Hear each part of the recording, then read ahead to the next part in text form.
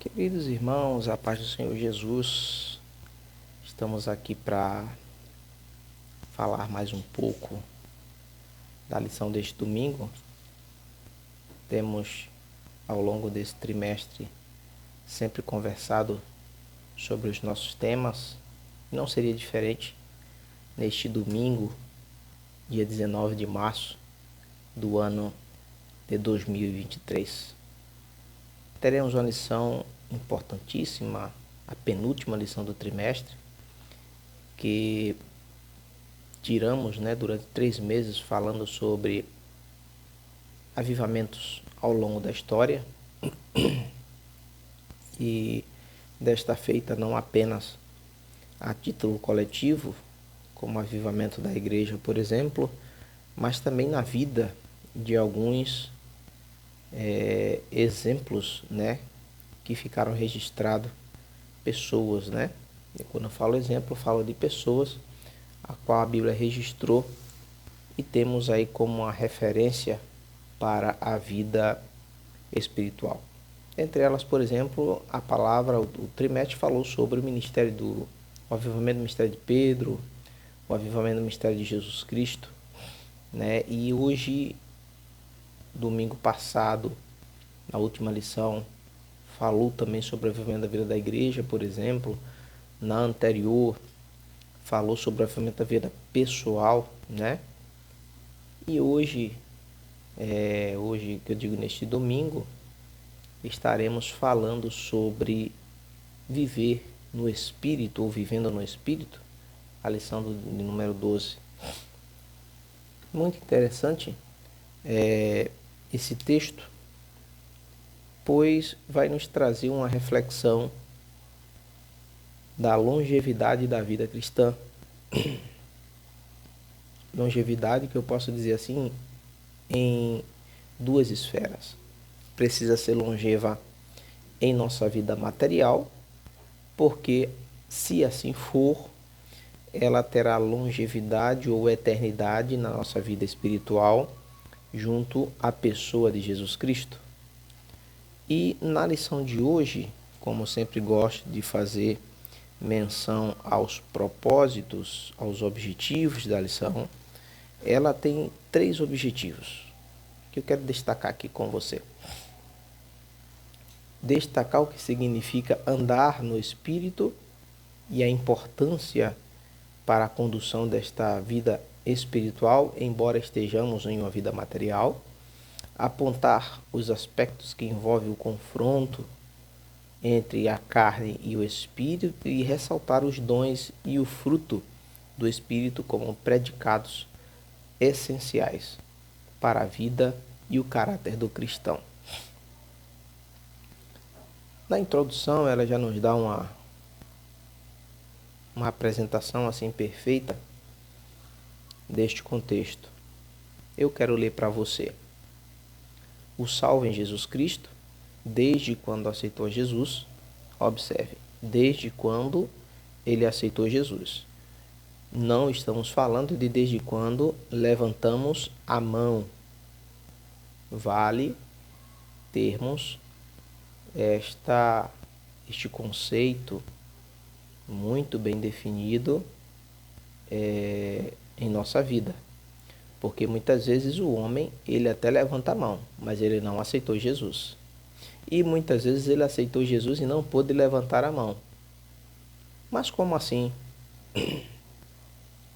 Você já ouviu alguma história, algum testemunho de alguém que esteve em um leito de hospital e em sua condição, sem poder muitas vezes nem falar, ela disse: Jesus, eu te aceito como meu Salvador? E aquele aceitar de coração a Cristo foi um marco, um ponto de inflexão na vida daquele homem, onde muitos dele Deus trouxe a cura, ele saiu do hospital e testemunha da pessoa de Jesus Cristo em sua vida, por exemplo. Mas a carta aos Romanos diz que nós precisamos confessar, E quando confessamos e levantamos nossas mãos, isso precisa ser de coração para que sejamos aceitos por Jesus Cristo. Então essa introdução ela traz, e vale a pena que nós tenhamos, né, essa abrangência na hora de fazermos essa leitura. Então, o salvo em Cristo Jesus, desde quando aceitou a Jesus como seu único e Salvador, pode passar por diversas situações em sua vida para experimentar o avivamento espiritual. Vale, irmãos, ressaltar que o que está nesse contexto está totalmente dentro da palavra do Senhor, sem nenhum tipo de ressalva. Basta você lembrar que a Bíblia nos diz com clareza: tudo aquilo que sucede ao ímpio, sucede ao justo. Então é uma inverdade quando dizemos que se você entrar para a igreja, você não passará mais essas provas que o mundo passa. Claro que vai passar. Agora vai ser diferente porque você não estará mais sozinho. Você terá Jesus ao seu lado, o Espírito Santo como confortar, tem os anjos do Senhor que estarão contigo, e a Bíblia nos fala no Salmo que ele acampa-se ao redor dos que os temem e os livra. Então, apenas o contexto será diferente, mas a Bíblia nos confere saber que o que sucede ao ímpio também sucede ao justo. Voltando para a nossa lição, destacar o que significa andar no Espírito. Observe. É o tema número 1, o subtópico número 1, a vida no Espírito. Andando em Espírito. Primeiro subtópico. Segundo, por que andar em Espírito? É uma interrogação. E em terceiro subtópico, como andar. Então você tem duas perguntas aqui. Por quê e como? Por quê? Você tem uma resposta, irmãos, direta, que vai dirigir você para o final da situação. Por que eu devo andar em espírito? Por que eu devo privilegiar o meu ser espiritual em função do meu ser material? Por quê? Acredito que quando você reflete dessa forma, a primeira resposta vem em sua vida. E a segunda, o autor, o pastor Linaldo Renovato, ele bota assim: como andar em espírito. Porque muitas vezes a gente sabe por que devemos estar em espírito, mas não andamos como devemos estar se estamos em espírito. Então, a vida espiritual daquele que aceitou Jesus, ele tem esses marcos de referência. Ele tem a transformação como um fator, pelo menos até onde eu entendo, que é inquestionável na vida daquele que aceita Jesus. Inegociável.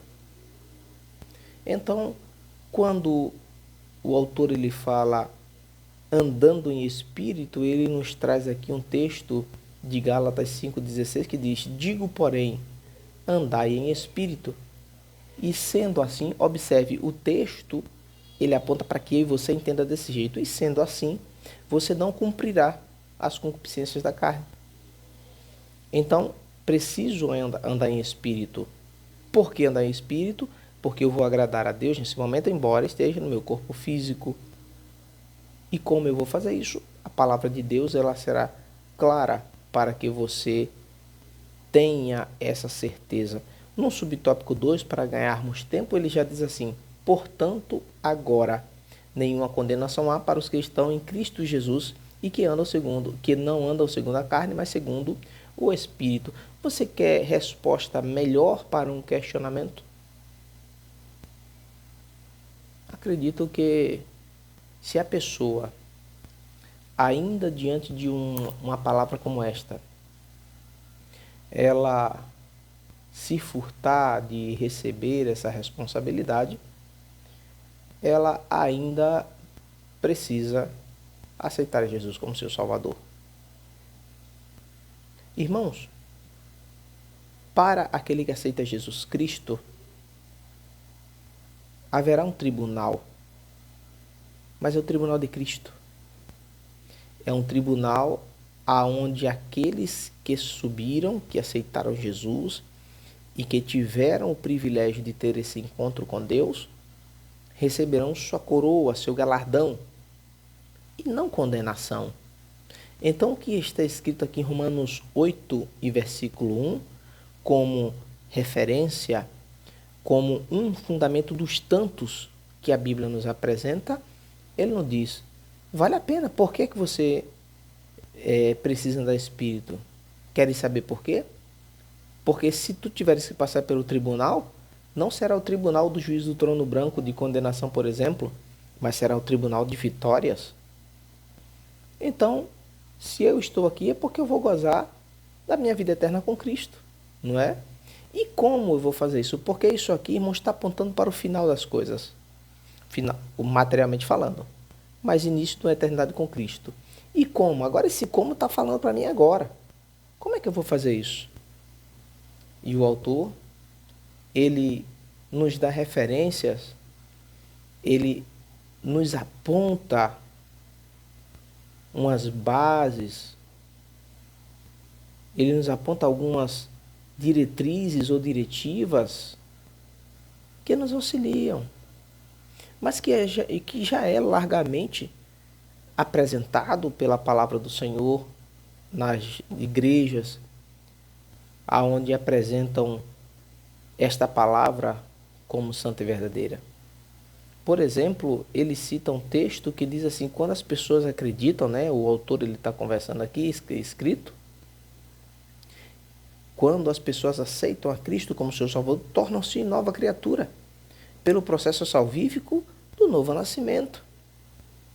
Então, você volta para Paulo quando escreve a carta aos Coríntios, lá na segunda carta, 5,17, porque aquele que está em Cristo, nova criatura é, as coisas velhas passaram, tudo se fez novo. Você vai para Jesus quando tem aquele encontro, aqui escrito em João 3,3, olha, preciso vos nascer de novo. Nascido da carne é carne, mas nascido do Espírito é Espírito. Então, irmãos, nós temos essa necessidade. Porque enquanto aqui nesta terra, precisamos dar um giro de 180 graus em nossa vida e caminharmos com Cristo.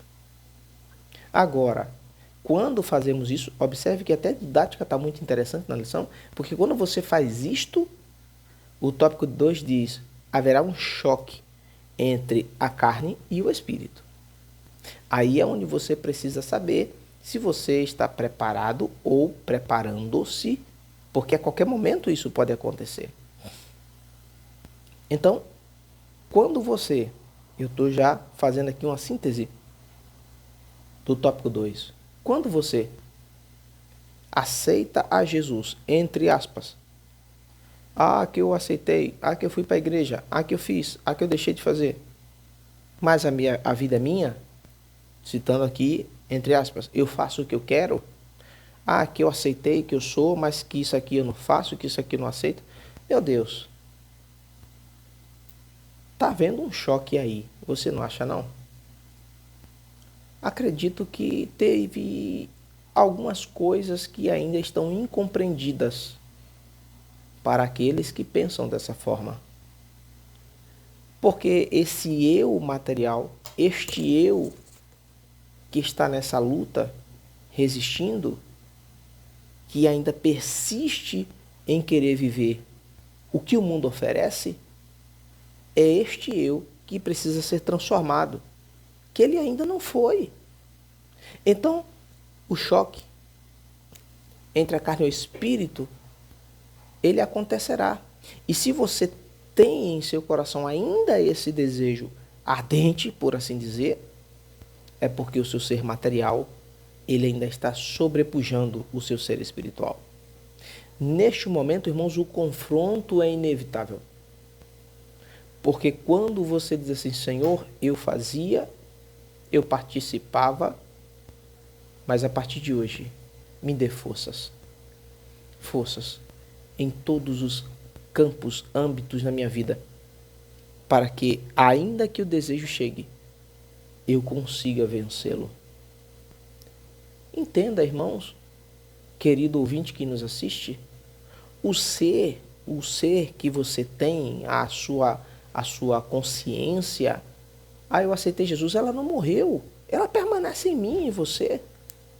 Agora, eu abro espaço para que o meu ser espiritual cresça, ascenda, e este ser espiritual ele vai suprimir esses desejos que são materiais. Não é que eles não acontecerão, mas eles não terão em minha vida a ação que tinha antes que eu conheci, antes de eu conhecer, ou antes quando eu não conhecia a Jesus de Nazaré.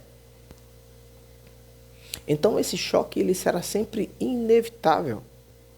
Porque como o autor fala, se você ainda ama, está escrito, não ameis o mundo, nem o que no mundo há. Se alguém ama o mundo, o amor do Pai não está nele.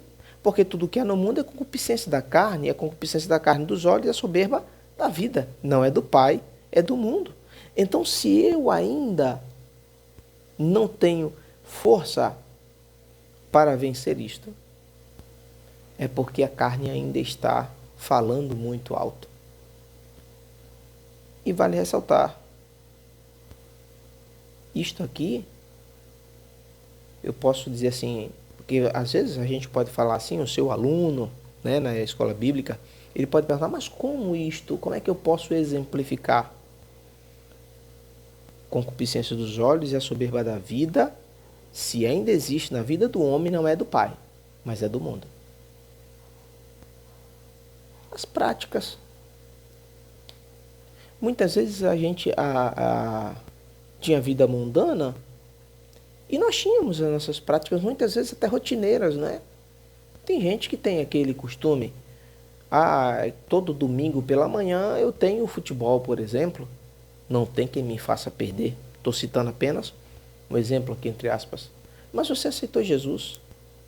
Lá você ia, praticava seu esporte, tudo bem? Mas o que existia lá era muito mais do que isso. Não era? Hoje você aceitou Jesus como seu Salvador. Se pergunte a você mesmo, ainda é compatível você neste lugar? Ainda tem coerência uma pessoa que se julga, se diz servo de Deus, está ainda mergulhado, imergido nessas condições? Eu citei um exemplo muito interessante domingo passado, no domingo anterior, esse que vai fazer 8 dias agora, na nossa EBD, sobre aquele que se deixa se emergir no Espírito, né? Ele quer ser imerso. Para você que, não sei se você ouviu algum exemplo similar a esse, eu posso citar aqui, é só você observar que você vai ser mais fácil de entender. Uma piscina que começa rasa e ela vai até a uma profundidade bem maior. Vamos lá dos 50 centímetros a 2,5 metros de profundidade, 3 metros que seja, né? Existem piscinas mais profundas, mas eu estou citando apenas um exemplo. E você vai entrando na piscina e à medida que você vai entrando e a profundidade vai aumentando, você está se imergindo na água. É um exemplo do Espírito. É você se aproximando dele, você sendo imergido nele. Mas observe uma coisa. Não é porque você está... eu tenho 1,70 m de altura, eu estou na profundidade de 2 metros. Não significa que você está imergido na água. Porque você pode até estar à altura de 2 metros de profundidade, mas você resolve permanecer na superfície. Você não está submerso, você não está imergido nele. Mas se você estiver, estou citando apenas um exemplo aqui, irmão. Se você tem seu 1,70 m, 1,50 m, 1,80 m que seja, e você chega aos 2 metros de profundidade e se deixa descer, aí sim, você se imergiu. Mas enquanto você estiver lá, aos 2 metros, embora você pode ter 1,5 m de altura, você pode ser bem baixinho, vamos dizer assim. Mas você vai permanecer na água, né? Ó, permanência. Você não emergiu. Em outras palavras, você conhece, você pratica, você vai, você foi, mas você não se deixa. Então, irmãos, essa briga acirrada entre carne e espírito, ela acompanhará a vida daquele que aceita Jesus. Ela vai acompanhar. Porque a Bíblia, ela é tácita em nos dizer, ela é clara, ela é objetiva em dizer, aquele que permanecer até o fim. Ou seja, enquanto houver caminhada na vida cristã, haverão lutas e nós precisamos vencê-las. E se formos assim, alcançaremos e desenvolveremos ainda nesta terra o que a nossa lição traz como fruto do Espírito e que nós já conhecemos: amor, benignidade, bondade, mansidão. Tudo isso, irmãos, acontecerá na vida daquele que serve a Deus, e estes são os exemplos, conforme nós falamos, do como andar. Porque essas coisas acontecendo, observe, não é quando você estiver na glória, é agora. Então você vai andar e essas coisas te acompanharão. Querido ouvinte da palavra de Deus, eu quero dizer para você, vale a pena servir a Jesus. Querido aluno da EBD, vale a pena servir a Jesus. Querido professor, transmita isso para o seu aluno. Você, querido irmão, transmita isso para aqueles que estão precisando ouvir um pouco mais a palavra de Deus. Conhecer Jesus mais de perto. Que Deus continue abençoando, fortalecendo a sua vida, te enchendo de vitórias. Em nome de Jesus, que tenhas neste domingo uma lição bíblica abençoada. Em nome de Jesus. Amém. Deus abençoe.